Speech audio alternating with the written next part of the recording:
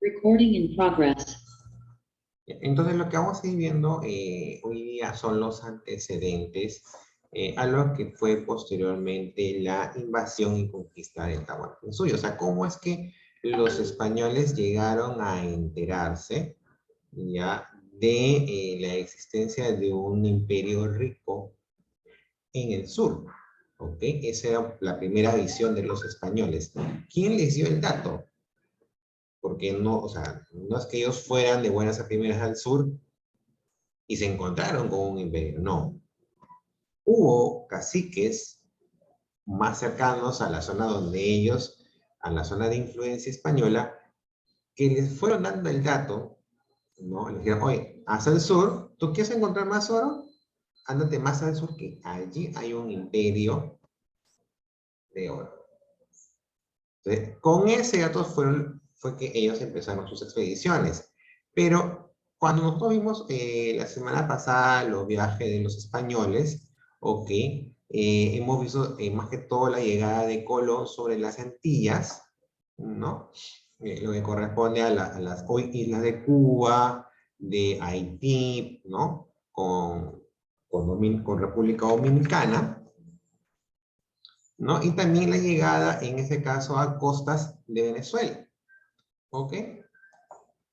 Ya para ese tiempo no solamente ya había una sola expedición, la de Colón, sino que habían otras expediciones, ¿ya? Habían ya otras expediciones que de alguna manera llegaron a dominar todas las Antillas, o sea, todas las islas caribeñas que actualmente conocemos, ¿no? Islas Vírgenes Británicas, Montserrat, Dominica, Santa Luz, o sea, todas esas islas, ¿no?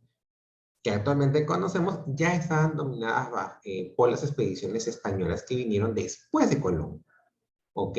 Pero ¿qué pasó luego? Que era cuestión de tiempo. En este caso, estas expediciones ya se adentraron en tierra firme, o sea, en el propio continente, ¿ya? Salvo, en este caso, la llegada de la última expedición de Colón a costas venezolanas, no había una llegada propia de los españoles a continente americano. Esto se dio posteriormente en las siguientes expediciones, ¿no? Ya pudieron sí llegar en ese caso, al continente propiamente dicho. Y era cuestión de tiempo en realidad, ¿no? Porque ya el interés de los navegantes españoles era en descubrir más territorio del que ya se había llegado. O sea que era, como les decía, cuestión de tiempo para llegar a tierra. ¿Cómo fueron estas primeras expediciones, estas llegadas a tierra firme, ¿no? Una vez que se tomó ya el territorio de las Islas de Antillas, ¿no? Que lo hemos visto, desde la española, ya empezaron esta excursión a tierra firme, ¿no? La española, que fue el territorio de Haití, ¿correcto? Entonces, ya empezaron la expedición a tierra firme, ¿no? Llegaron en este caso a regiones, llegaron a regiones ubicadas en las costas atlánticas, o sea, a estas zonas. De Haití llegaron en este caso a estas zonas. ¿Ok?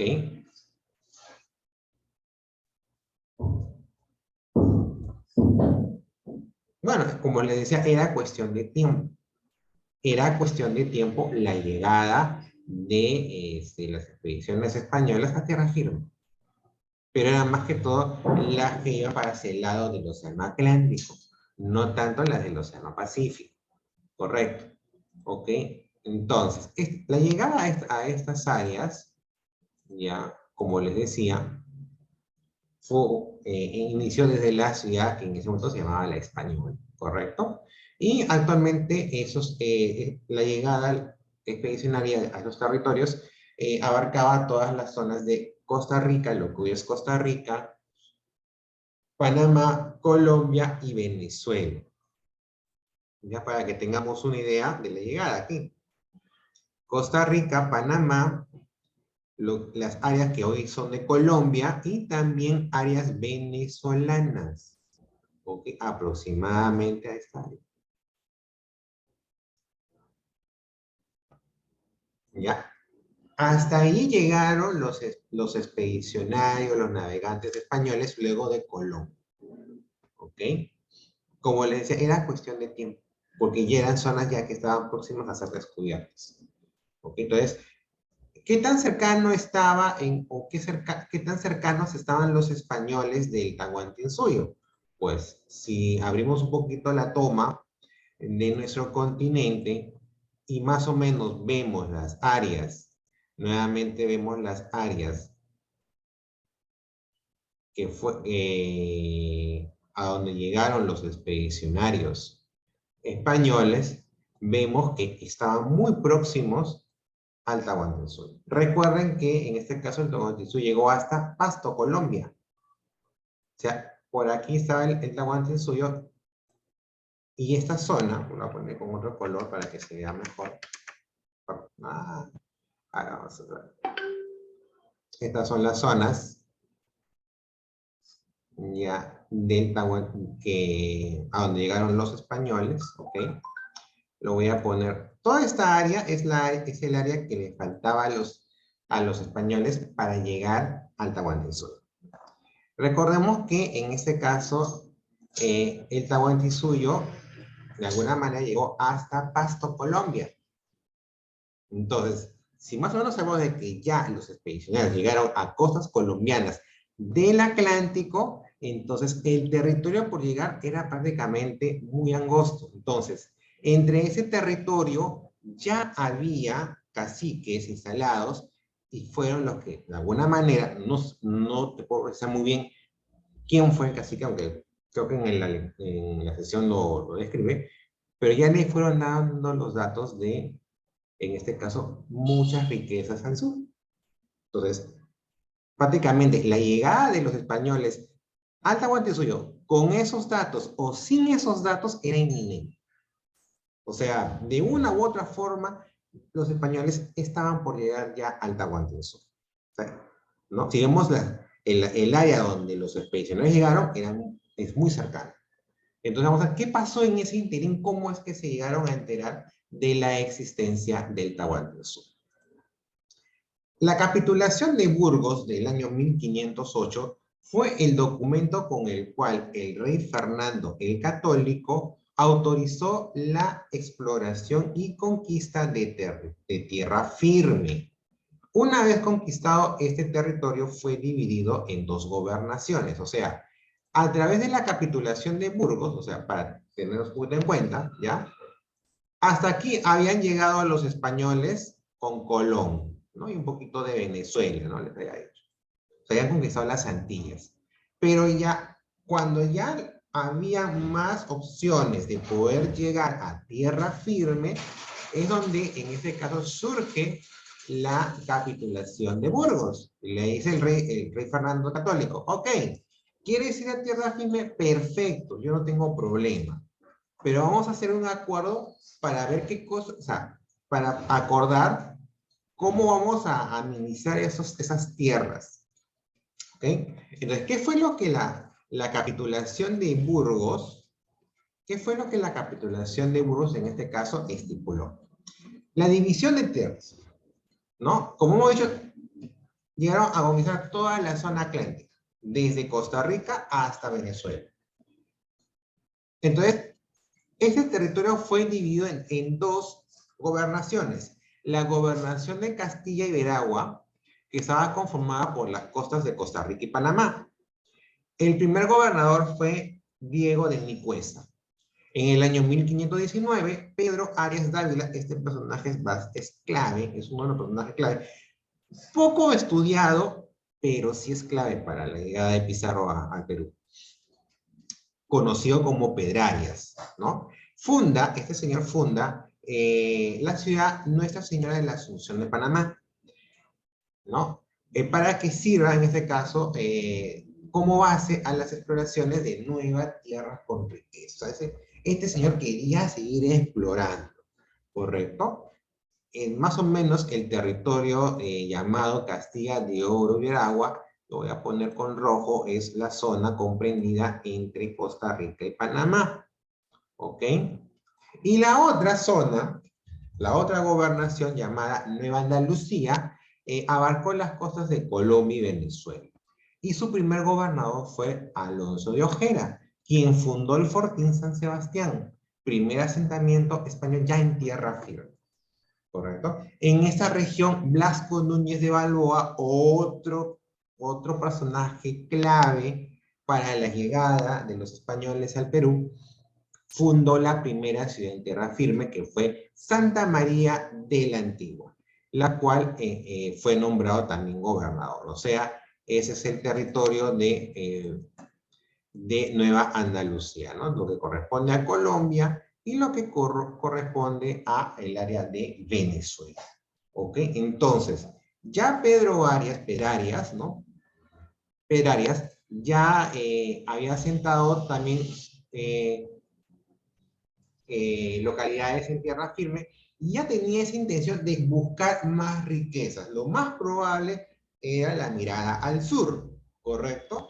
Que en ese caso está a puertas de llegar a ese imperio que ellos deseaban, ¿ok? Pero ¿qué pasó en el interín? Ok, se crearon las gobernaciones. Ya, ¿qué pasó luego de crear las gobernaciones? ¿Cómo fue que se descubrió ante los españoles el Tahuantinsuyo? A medida de que se exploraban nuevos territorios, los españoles escuchaban noticias de la existencia de un reino lleno de riquezas. No era muy difícil adivinar, ¿no? Estando aquí los españoles y estando por acá el Tahuantinsuyo, que es más o menos hasta Pasto, Colombia, ¿ya? O sea, las noticias de la existencia de este imperio, pues no era descabellado. Entonces, una vez que se asentaron las gobernaciones españolas en tierra firme, ya habían esos reportes, ya habían esa información. Oye, en el sur hay un imperio lleno de riquezas y era ya Vox Populi. Entonces, el afán explorador de los españoles hizo que empezaran a tomarse en cuenta a ver si es que era factible ir hasta el sur para, en este caso, encontrar ese imperio lleno de riquezas que ellos buscaban desde un inicio. Las principales referencias de este reino fueron, primero, con Vasco Núñez de Balboa, ¿no? Con el gobernador de Nueva Lucía. Realizó una serie de expediciones cortas, en las cuales él hizo importantes descubrimientos. Entabló amistad con un cacique de la zona llamado Comagre, que era el hijo del cacique llamado Panquianco, quien le da la noticia de la existencia de un reino rico ubicado al sur. Además descubre el Mar del Sur en el 25 de septiembre de 1513, lo que posteriormente fue denominado el Océano Pacífico, ¿no? La corona lo nombrará el adelantado del Mar del Sur. O sea, desde su gobernación, Vasco Núñez de Balboa, más o menos, recordemos que estas son las costas colombianas, Vasco Núñez descubre el mar. Descubre ante los ojos de los españoles lo que corresponde al Océano Pacífico. Recuerden que las expediciones llegaron hasta el Atlántico. Vasco Núñez descubre que más allá había otro océano y él lo llama Mar del Sur, ¿correcto? Y como recuerdo, Panquiaco, ¿no? Y su hijo, sobre todo su hijo, fueron los que le datean a Vasco Núñez. Oye, al sur hay un imperio. Y no es como le reitero, no es descabellado. Por las ubicaciones de la llegada de los españoles y la ubicación del Tahuantinsuyo, pues los caciques intermedios entre esa zona ya conocían de la existencia del Tahuantinsuyo. ¿Ok? Entonces fueron los que al final datearon a los españoles de este imperio que ellos buscaban. Lo que ellos buscaban era riquezas. Entonces el Tahuantinsuyo les dio lo que ellos buscaban. ¿Correcto? Otras informaciones, por ejemplo, lo manejó Pascual de Andagoya. él llega a tierra firme con Pedrarias, o sea, él estaba ubicado en la gobernación de Castilla de Oro, ¿ok? Y él es nombrado visitador general de los indios de Castilla de Oro, o sea, tenía que tratar con los indígenas de estas áreas, de esta gobernación, hoy ubicada entre Costa Rica y Panamá. ¿Ok? Este cargo le permitió recorrer varios cacicazgos, ¿ok? Y uno de ellos fue el cacicazgo de Chochama. Acompañado de sus pobladores, sigue su recorrido y llega hasta la fortaleza que era defendida por el señor de Virú, ¿ok? Consigue una alianza con el cacique y avanza hasta el río San Juan, ¿ok? Andagoya enferma y no puede continuar con su expedición, por lo que él llega hasta Panamá. A su regreso, entrega a Pedrarias un informe detallado de su viaje. En estos documentos, Andagoya nombra a las tierras del sur que recorrió con el nombre de Virú, pero ya por los años y tal vez el traspapeleo, ¿no? Cambio de nombre a Perú, que es el que se conoce, que es el nombre de nuestro actual país, ¿no? Entonces, de alguna manera, el primer descubridor de las tierras del Tahuantinsuyo para los españoles fue Pascual de Andagoya, ¿no? Entonces, él en la gobernación, desde la gobernación de Castilla de Oro, es el que recorre los cacicazgos del sur y ellos fueron los que le datean, oye, al sur está también este imperio. Pero fue el primero que con ese dato pudo llegar al territorio de Tahuantinsuyo. Llegó hasta la fortaleza del señor de Virú. Y eso fue lo que él informa. Y llega hasta este lugar. Él fue el primero que llegó a posar sus piecitos en territorio de Tahuantinsuyo. Mas no, Vasco Núñez de Balboa solamente llegó a descubrir el mar del sur. Tenía la idea, tenía el dato, pero no hizo la exploración. El que llegó fue el hombre de Pedrarias, Pascual de Andagoya. Entonces podemos decir que fue el primer español que posó sus piecitos en territorio de Tahuantinsuyo. ¿Ok? Entonces, como ya hemos dicho, no llegó él él no llegó, no continuó esa expedición, porque estaba enfermo. ¿Qué pasó luego de que Pedrarias lee el informe de Pascual de Andagoya? ¿Qué pasó ahí? Ok. Acá viene a escena Francisco Pizarro. Pizarro nace en Trujillo, de Extremadura, en Ciudad Española, en el año de 1478. Creció él en un hogar humilde, ¿no? Y de muy joven fue enrolado como soldado, ¿no? Llega a América él como paje, o sea, como un servidor de Nicolás de Obando, que fue el gobernador de la Española, lo que hoy es Haití. Acompañó a Alonso de Ojeda en sus expediciones a Venezuela y a Colombia. O sea, Pizarro, ¿no? Llegó en este caso, la Española, ¿ok?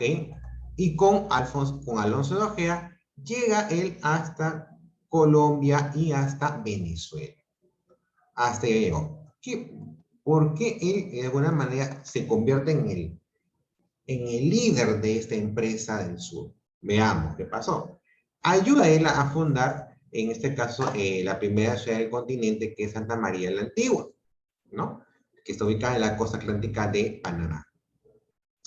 Fue parte de la hueste de Balboa, de Vasco Núñez de Balboa, durante el viaje del descubrimiento del Mar del Sur. O sea, es un tipo aventurero.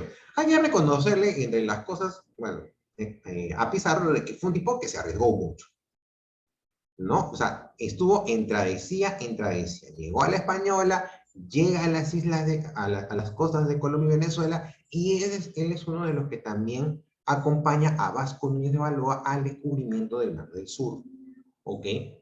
Por lo que él estuvo presente, es muy probable que estuvo presente, cuando Panquiaco, o sea, un cacicazgo de la zona, o de las áreas de Colombia posiblemente, les haya informado sobre, en este caso, las tierras ricas al sur.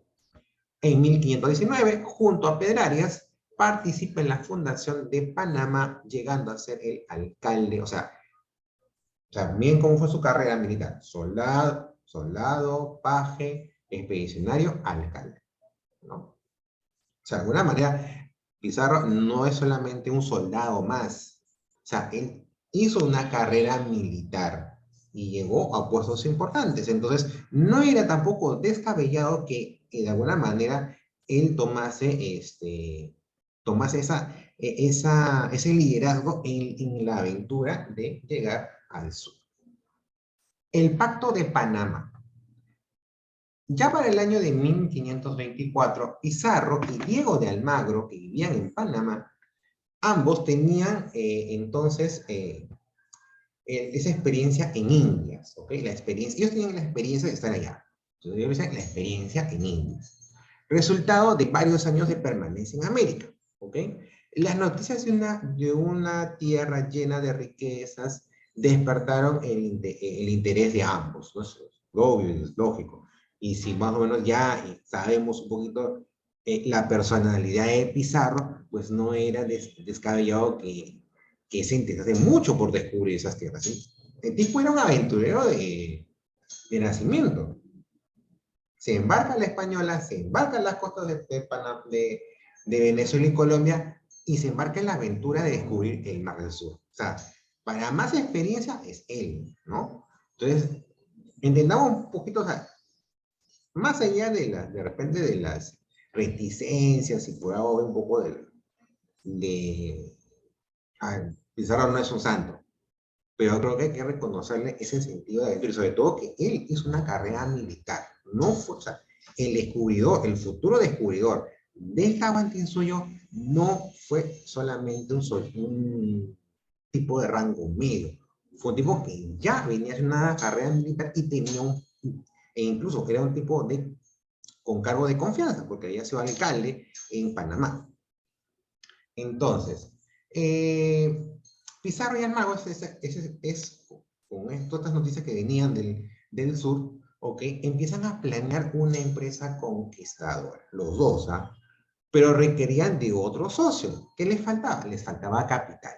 Les faltaba el dinero. O sea, acá yo tengo el entusiasmo, tú también, pero necesitamos quien nos pueda financiar esta aventura, ¿ok? Entonces buscan al tercero, y este fue Hernando de Luque, ¿no? El otro socio de la conquista, ¿no? Que en ese momento era un vicario, él era el vicario de Panamá, y, y también, o sea, aparte de Luque, también había uno más que no se menciona mucho, pero era Gaspar de Espinosa. Pero Gaspar de Espinosa va en un testaferro, ¿no? O sea, perdón, Hernando de Luque era el testaferro, o sea, era un tipo que representaba los intereses económicos del comerciante Gaspar Espinosa. O sea, no es que Luque haya dado de su dinero, ¿ya? Eso es lo que quiero hacer entender. ¿Por qué Gaspar Espinosa no aparece como un socio de la conquista? Porque él no quería aparecer. Entonces mandó un representante, y este fue Hernando de Luque. O sea, el dinero de Gaspar Espinosa, de alguna manera, tuvo como representante a Hernando de Luque, ¿correcto? Entonces, según lo establecido en este contrato, las funciones estaban repartidas de la siguiente manera. Francisco Pizarro era el jefe de la empresa, o sea, era el jefe de esta aventura. Diego de Almagro era el encargado de la formación de las tropas y de su abastecimiento, o sea, el proveedor universal, ¿no? O se le consideraba como proveedor universal. Y Hernando de Luque era el financista, como hemos dicho, testaferro de Gaspar de Espinosa. Un testaferro es una persona que pone su nombre, ¿ok? Para evitar que otra persona, la persona que realmente da el dinero, aparezca en el contrato. ¿Ok? Entonces, por eso que si ustedes se dan cuenta, ustedes recuerdan, si han estudiado y recuerdan la conquista de Perú, eh, deben recordar que en la repartición futura del imperio del Tahuantinsuyo, Hernando de Luque le dan solamente, recibe de alguna manera recompensas simbólicas, no así territorio. El territorio se lo intentan dividir entre Pizarro y Diego de Almagro, los que más, los que trabajaron, los que tuvieron un mayor cargo en esta aventura, y no así Hernando de Luque, porque la verdad su participación fue solamente nominal, o sea, de nombre, más nada, y de alguna manera representando a alguien que en este caso quería, no quería no quería figurar en esta empresa. ¿Por qué? Porque Gaspar Espinosa en este caso no, o sea, mandó a Hernando de Luque y no fue él quien puso el nombre, porque de alguna manera podía ser una empresa exitosa. Era una aventura. Este contrato de Panamá era no reconocido por la corona española. Al rey no le informaron en un inicio sobre esta aventura. Es por eso que Gaspar Espinosa no entra directamente en este contrato. Por eso no se le considera como socio de la conquista. ¿Okay? Si tú haces algo que el rey no lo avala, puede ser sujeto a sanción. Por eso es que Gaspar Espinosa no quiere aparecer en esta aventura, al menos nominalmente. Entonces, en todo caso, por ahí sí hay la posibilidad de un cuarto socio que les decía anteriormente, que había que tener mucha atención con el nombre de Pedrarias, ¿no? ¿Por qué Pedro Arias Dávila sí en este caso se le podría considerar, eso está un poco todavía en discusión, pero ¿por qué a él sí se le podría considerar como el cuarto socio de la conquista? Porque él se comprometió a dar autorizaciones necesarias para poder, para que la expedición pueda surgir, y también parte del dinero. O sea, necesitaban Diego de Almagro y Francisco Pizarro no solamente a alguien que pueda proveer el dinero, sino que también alguien que pueda cubrir los permisos en América y ellos puedan salir, ¿correcto? Porque si bien no tenían el permiso del rey, ya, pero los representantes en América podrían de alguna manera darle esa oportunidad de poder salir sin muchos inconvenientes. Era una empresa arriesgada, sí, porque no contaba con la autorización del rey y descubierta antes de tiempo, podía estar sujeta a sanciones. Por eso es que de alguna manera fue como un contrato secreto, ¿ok? Entonces, en un primer momento, este acuerdo entre los socios fue de carácter privado, ¿no? Como les decía, debido a que no había una intervención de la corona española. Entonces, esta empresa fue conocida como la empresa perulera o la empresa del Levante. ¿Ok? Entonces, ya de alguna manera, ya tenemos una idea de cómo llegaron los primeros reportes sobre, en este caso, la conquista del Taiwán. O sea, cómo llegaron los primeros reportes de un imperio rico al sur. O sea, los españoles no sabían de que era Taiwán, no. Para ellos era un imperio, ¿no? Entonces ellos iban a explorar y ver qué encontraban, ¿correcto? Porque ya los reportes de los cacicados, de los caciques, entre la zona que ellos ya habían aterrizado y la zona del Perú, de alguna manera, ya era, en este caso, era inminente de que pudiera llegar, en este caso,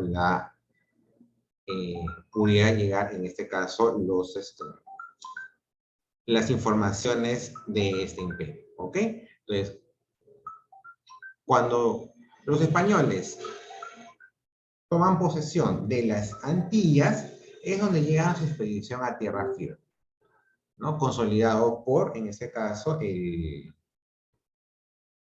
por el rey Fernando el Católico, ¿ok? Entonces, una vez que ellos llegan a tierra firme, expanden su poder entre las costas atlánticas de Costa Rica, Panamá, Colombia y Venezuela. Se fundan dos gobernaciones, Castilla de Oro por un lado, que abarca Costa Rica y Panamá, y Nueva Andalucía, que en este caso abarca Colombia y Venezuela. ¿Ok? Una vez asentados es donde ya empiezan a, en ese caso, a escuchar, a recibir información sobre este nuevo imperio. Primero, Vasco Núñez de Balboa, ¿no? En una entrevista con el cacique Comagre, que es hijo de, en este caso, del cacique Panquiaco, ahí es, en este caso, este cacique Comagre es el que le dice, es el que le da el dato sobre este imperio. Pero Vasco Núñez no llega hasta. Él llega a descubrir el Mar del Sur, que también fue muy importante para las expediciones hacia el Tahuantinsuyo. Posteriormente, Pascual Andagoya sí podríamos considerarlo como el primer español en posar sus piecitos sobre el Tahuantinsuyo. ¿Ok? ¿Por qué? Porque él al haber ha sido nombrado como visitador general de indios, es el que va a visitar cacicazgos, y es ahí donde recibe la información sobre este imperio, ¿no? A través del cacicazgo de Chochá. Y llega hasta la fortaleza del Virú.